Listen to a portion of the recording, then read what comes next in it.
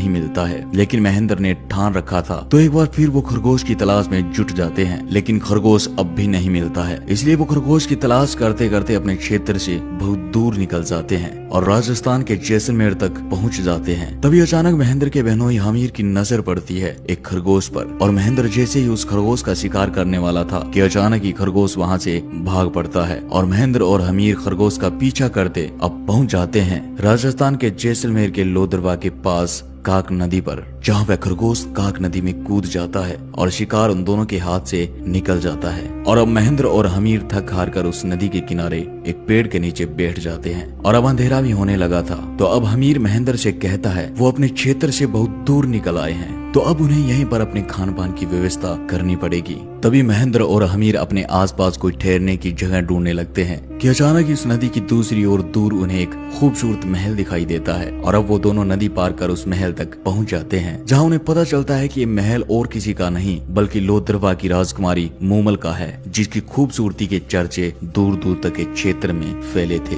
वो इस महल के पास पहुंचते हैं तो देखते हैं कि महल गुलाब के फूलों से सजा पड़ा था। भव्य इमारत, चारों तरफ पहरेदार, आसपास सेवक सेविकाएं खड़ी है और इस महल के चारों तरफ रौनक छाई हुई है। इसके बाद महेंद्र महल के सेवकों को अपना परिचय देता है और बताता है कि वो अमरकोट का राजकुमार महेंद्र है।